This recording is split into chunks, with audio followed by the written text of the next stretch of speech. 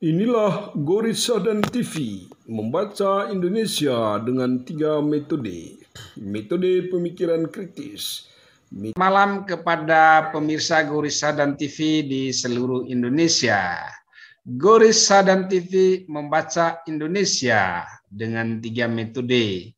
Metode pemikiran kritis, metode pemikiran analitis, dan metode pemikiran reflektif. Pemirsa Gorissa dan TV yang kami cintai, pada malam hari ini kita berdiskusi dengan pengusaha muda. Beliau adalah Rudy Jong dan saat ini beliau kebetulan menjabat sebagai Bendahara Umum Pemuda Katolik Indonesia. Dan kita secara khusus berdiskusi tentang Pertasop dan UMKM di tengah krisis ya. Nanti kita banyak menguraikan tentang itu dengan beliau, tetapi sebelumnya kita memberikan kesempatan kepada Bung Rudy untuk memperkenalkan diri. Silakan, Bro. Baik, selamat malam, Bang Turis. Ya. Bagaimana kabar? Baik. Baik, saya dengan Franciscus Xaverius Rudy Jong atau akrabnya dipanggil Rudy Jong karena saya adalah bendahara umum saat ini ya. Saya menjawab bendahara umum di pengurus Pusat Pemuda Katolik 2021-2024. Saya sudah berkeluarga, tinggal di Banjarmasin, tapi tetap fokus juga dengan pengurus Pusat Pemuda Katolik. Saat ini saya juga sebagai pengusaha, walaupun masih pengusaha kecil ya, bukan pengusaha besar. Oke, Bro, terkait dengan Pertasop dan UMKM di tengah pandemi ini ya, pertanyaan yang diberikan oleh pemirsa Gorissa dan TV itu adalah bagaimana sih peluang usaha Pertasop dan UMKM di tengah krisis ini, Bro?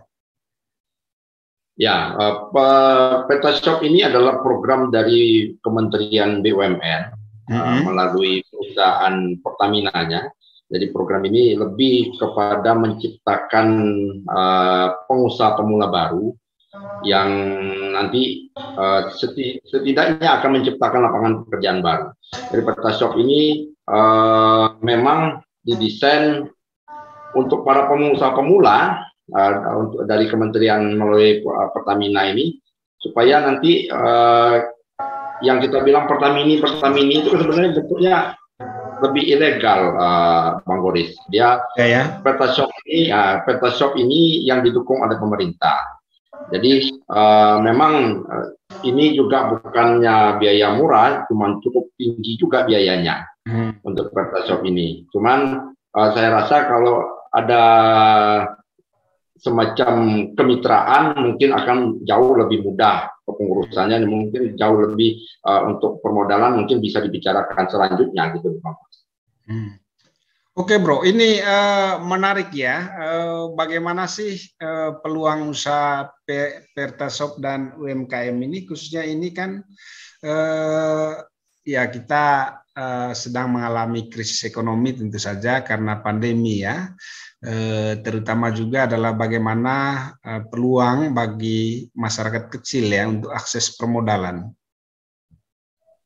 Baik, Pertasop sendiri ini program baru ya sebenarnya, program dari pemerintah baru rilis itu 2021 yang mulai jalan. Peluang ini cukup bagus karena memang selain kita menjual Pertasop atau Dexlite, karena ada dua produk saja yang bisa dijual di Pertasop ini, produknya Dexlite atau Pertamax. Nah, Pertamax ini, jadi memang dalam kondisi saat ini kan kita tahu karena imbas perang Rusia dengan Ukraina ini kan menjadikan harga minyak ini cukup tinggi ya. Jadi memang orang agak skeptis nih, wah tiba-tiba mau bikin Pertasop kok harga naik, kan bingung juga.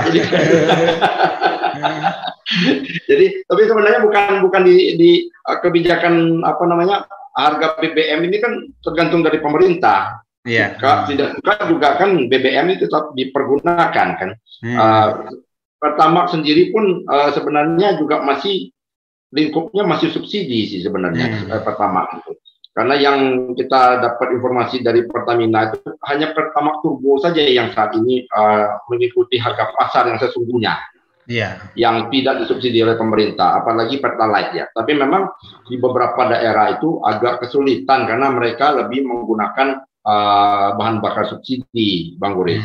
Jadi memang ini agak berat, tetapi kemungkinan ke depan ini ya yang jelas mungkin pertama ini akan menjadi semacam apa ya kita bilang bahan bakar utama nanti. Seperti halnya premium itu Pertalite juga kemungkinan ke depan juga karena subsidinya terlalu besar juga mungkin akan mulai dikurangi gitu. Kan seperti premium pun saat ini pun sudah hampir tidak ada di SPBU itu. Iya.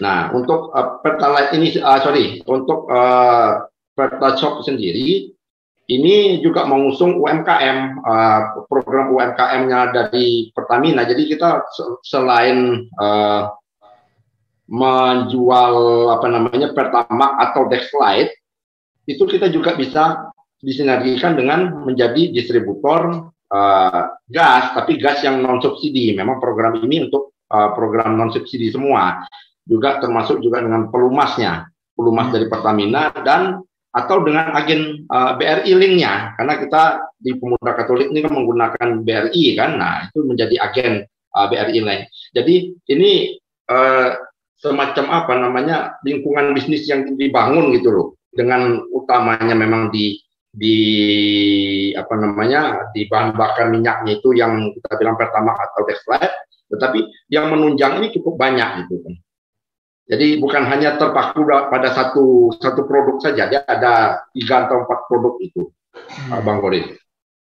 Oke, Bro, ini pertanyaan berikutnya ya. Bagaimana sih pertumbuhan usaha Pertashop ya dan UMKM di masa pandemi ini? Apakah mengalami penurunan atau juga mengalami pertumbuhan sendiri ya? Karena saya lihat salah satu sektor andalan pemerintah di tengah pandemi COVID itu adalah BBM ya. Silakan, Bro. Baik, kalau secara peningkatan, saya rasa Pertashop ini program yang baru mulai, tetapi dengan target 10.000 ini saat ini sudah lebih dari hampir 5.000 ya. Hampir 5.000 yang sudah berjalan di seluruh Indonesia, dan peningkatan cukup bagus, artinya di tengah krisis ekonomi akibat pandemi. Tapi secara sektor UMKM kita lihat memang UMKM sangat berat ya. Tapi makanya ini pemerintah mengambil peran bagaimana tulang punggung ini bisa dikuatkan, karena UMKM adalah tulang punggung ekonomi di negara kita juga.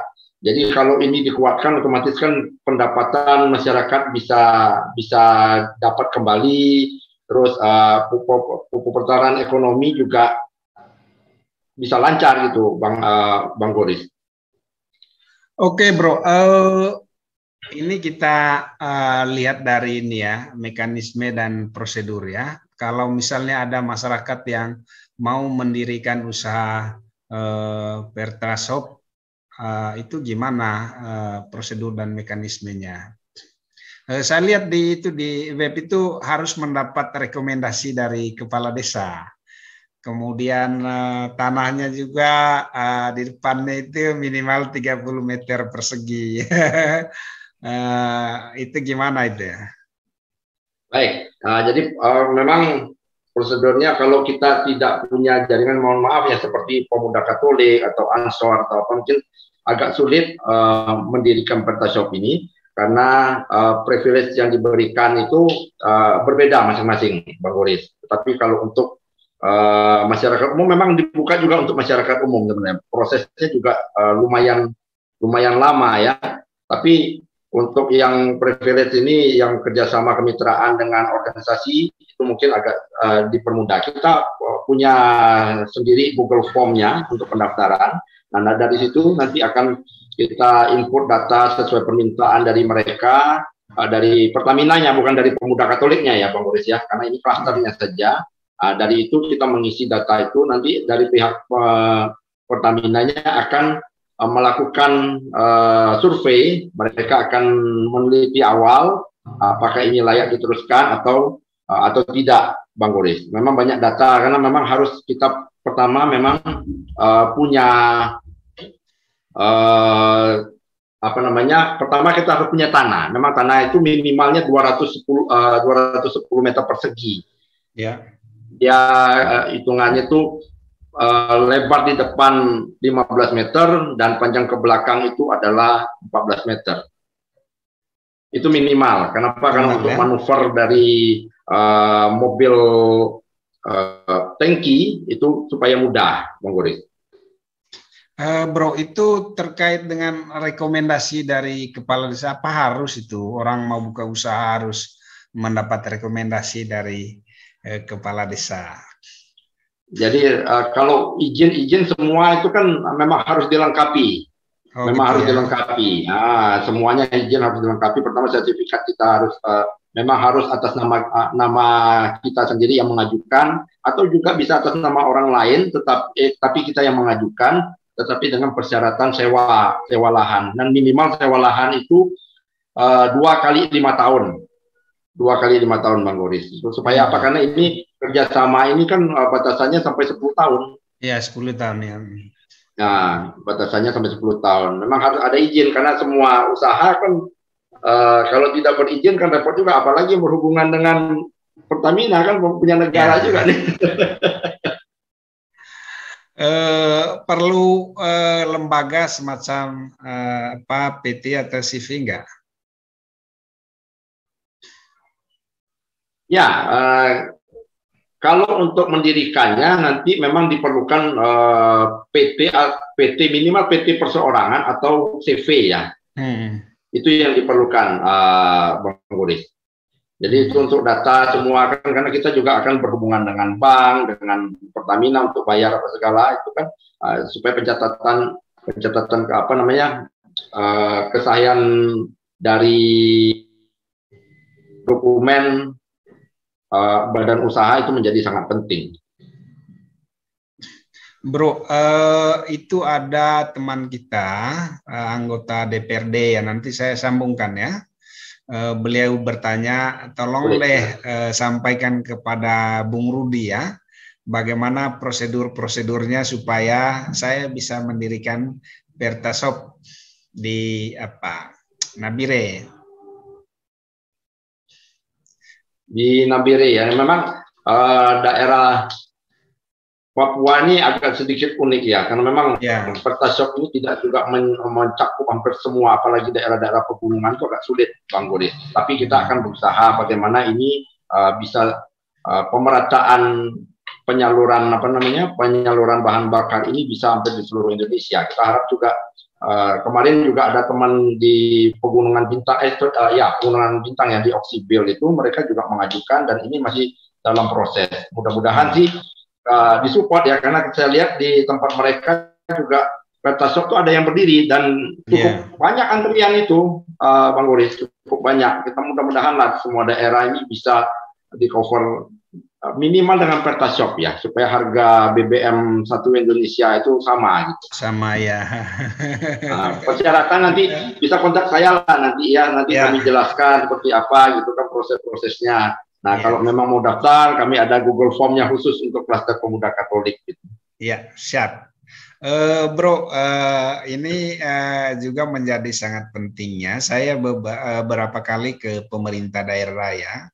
Ternyata pemerintah daerah itu memang mempunyai anggaran yang secara khusus disiapkan untuk menciptakan wirausahawan baru, pengusaha-pengusaha muda yang baru, atau yang secara khusus diberikan kepada mereka yang mau membuka usaha. Nah, saya nggak tahu ini bisa nggak dikoneksikan dengan Pertasop ini, dan saya rasa ini peluang yang cukup mudah ya, karena saya berapa kali juga diundang ya untuk menjadi narasumber membicarakan tentang peluang pengembangan usaha di daerah, dan ya saya rasa beberapa tahun itu hampir-hampir implikasinya nggak terlalu banyak ya.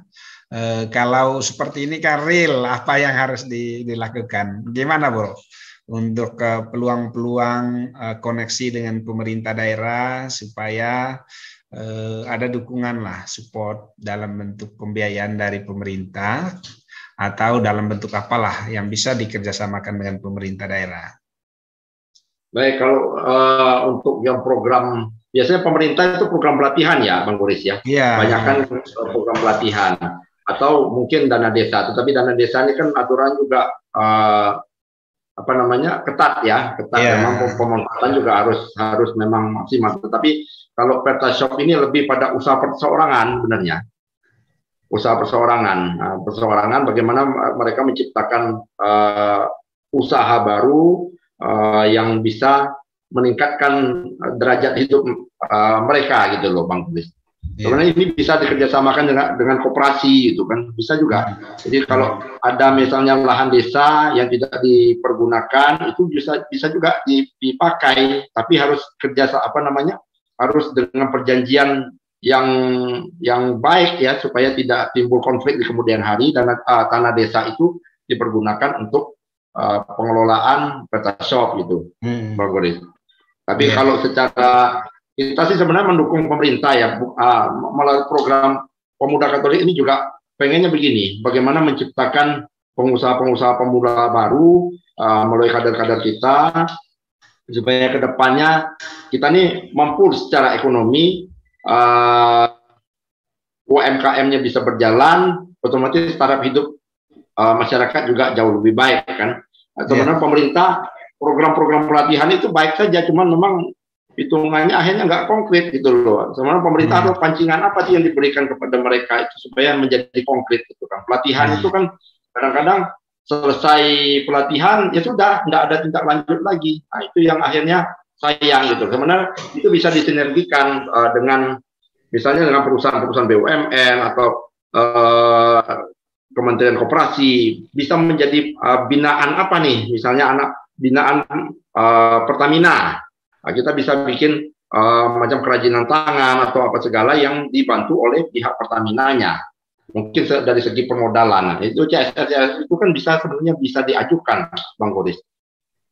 Dan itu akan menjadi lebih konkret kan, dari pelatihan yang mereka dapat, mereka juga punya modal yang anggaplah CSR dari Pertamina mendukung mereka bisa bikin mengolah modal kecil itu menjadi semacam kerajinan tangan atau mungkin produk makanan ringan, makanan yang kelas rumahan itu bisa dipasarkan, itu akan menjadi nilai konkret nanti kan, itu real. Jadi tidak hanya kita bilang ya pelatihan cukup, ya itu kan ngabisin anggaran, tetapi hasilnya juga malah nggak ada, cuma untuk laporan saja buat apa gitu. Kita pengennya pemerintah juga coba nih sudah dilatih, diarahkan nih ke Pertamina untuk permodalannya seperti apa gitu kan. Nah, begitu mereka permodalan, Pertamina mengawasi sebagai anak binaan. Itu Bang Boris harapan ke depan saya itu. Oke, Bro, ini terkait dengan mungkin yang perlu juga dibicarakan ya, kondisi dari wirausahawan muda di Indonesia ya. Apa saja sih kesulitan yang perlu dilihat ya dari mereka, selain mereka mengalami kesulitan, jelaskan mereka kesulitan modal, kesulitan keterampilan, cara-cara untuk menyiasati itu seperti apa kira-kira? Ya, kalau saya lihat memang permasalahan modalnya klasik ya sebenarnya, Bang. Tapi yang jelas utama itu adalah niat. Kalau kita sudah bicara modal tapi nggak ada niat untuk berusaha juga ya percuma juga. Gitu. Kita mulai nih seperti PertaShop ini sendiri juga kita mulai deh. Orang bilang wah nilainya lumayan besar karena memang harus 350 juta untuk modal satu PertaShop saja kan, supaya bisa running semua dengan perizinan segala macam. Tapi kalau kita tidak mulai, kita nggak tahu nih startnya sampai mana. Nah, kita coba mulai, daftar dulu, ikuti prosesnya. Nah, kemudiannya kita cari kemudahan apa yang bisa kita dapat dari kemitraan antara pemuda Katolik, misal anggap saja pemuda Katolik dengan Pertamina-nya, apa sih yang kita bisa dapat kemudahannya, terus juga dengan BRI-nya sebagai pembiayaannya, atau mungkin koperasi. Nah, itu yang mendorong kita supaya ayo berusaha, yang setidaknya niat berusaha tuh ada gitu loh. Nah, modal mungkin kita bisa cari bersama-sama. Apalagi kalau kita orang-orang organisasi ini kan paham nih harus cari modal kemana. Jangan mengandalkan proposal ya bro ya. Iya, jangan mengandalkan proposal. Tapi bagaimana mengelola ini, mengemasnya dengan baik, proposal ke pemerintah, oh ini proposal seperti ini dengan perusahaan seperti ini. Nah, ini yang kita jadikan modal kita ke depan gitu loh. Yang penting niat dulu. Niat kita ada, pasti ada jalan, Bang Godi. Iya. Yang jelas ada niat, ada modal, ada keterampilan berusaha juga ya. Kalau nggak ada keterampilan berusaha itu, terutama tidak tahu manajemen usaha itu ya mungkin nanti akan menimbulkan besar pasak daripada tiang, bro. Betul. Kalau bro sebagai pengusaha ya, itu faktor apa sih yang membuat motivasi orang berusaha itu selalu berkembang? Kita banyak belajar sih Bang, kadang-kadang gini, kita melihat orang, bagaimana orang sukses itu, mereka selalu mulai itu dari bawah ya. Mohon maaf ya, yang saya lihat ini yang selalu saya baca, mereka mulai dari bawah. Mereka bukan siapa-siapa, mereka kisah PK Ujong sama ini ya, sama Yakub Utomo ya. Mulai dari itu kan mereka kan dari nol, bukan dari nol yang memang harus merangkak itu kan. Tapi bagaimana mereka menjadi besar, karena mereka punya niat, saya pengen besar, tapi itu ditanamkan di dalam otak. Bagaimana saya harus menjadi besar? Kita harus punya impian, bukan mimpi, tapi punya impian. Ini yang harus kita capai. Nah, bagaimana caranya kan lama-lama kan kalau kita terlatih, Bang Boris, otomatis kan orang yang terlatih ini kan dia biasa menghadapi mau tekanan seberat apapun, mau dia jatuh bangun, akhirnya dia bisa mengatasi persoalan-persoalan itu, gitu kan. Makanya itu menjadi orangnya menjadi kuat. Bagaimana dia cara berbisnis dengan baik, gitu kan. Itu sih sebenarnya. Oke bro, ini pertanyaan yang terakhir ya. Rekomendasi apa sih yang bro bisa sampaikan untuk menginspirasi supaya semakin banyak wirausahawan muda yang berani ya untuk mengembangkan usaha atau merintis usaha melalui Pertashop? Nah, kalau Pertashop ini memang usaha di awal, memang kita harus punya tanah, Bang Boris. Tetapi itu kalau kita tidak punya tanah, kita bisa sewa lahan. Sewa lahan mungkin punya keluarga atau apa, itu kita bisa sewa lahan. Nah, bagaimana niat kita menjadikan Pertashop ini menjadi, kita bilang, kalau orang bilang apa namanya, itu tudung sajinya lah, tudung saji kita. Atau kita bilang piring mangkuk kita lah untuk makan. Nah, ini kan harus kita jaga. Bagaimana cara menjaganya? Kita harus berusaha. Tidak mungkin kalau kita makan cuman berharap sama orang, kan lama-lama juga orang bisa kasih sekali dua kali, tapi lama-lama juga nggak akan kasih, toh. Nah, bagaimana kita harus menanamkan ini? Bagaimana kita berusaha menjadi pengusaha itu ya gampang-gampang susah ya sebenarnya. Ya, gampang kalau kita jalankan itu gampang, tapi ya susah juga kalau memang, karena kalau sudah terpola pikiran bagaimana kita bilang tuh modal menjadi masalah, dana menjadi masalah, itu akhirnya kita tidak berkembang. Banyak pengusaha-pengusaha sukses itu kan mereka, kita membina jaringan. Kalau jaringan ini ada, Bang Boris, otomatis kan terbuka deh peluang-peluang nih. Paling enggak kan kita bisa sharing nih pemikiran dengan kawan-kawan, ini apa bisnis apa nih yang bisa kita kerjasama nih. Nah, lama-lama kan kalau kerjasama begini kan akhirnya otomatis kan bisnis juga menjadi baik ya. Saya nggak bilang menjadi besar, tetapi menjadi lebih baik lah. Oke, Bung Rudi, terima kasih banyak atas inspirasi dan kontribusinya, dan terutama atas kesediaan untuk berdiskusi di Gurisa dan TV ya. Salam hangat dari studio dan tetap semangat untuk Indonesia yang semakin sejahtera ya. Amin. Salam Ya, dari Indonesia.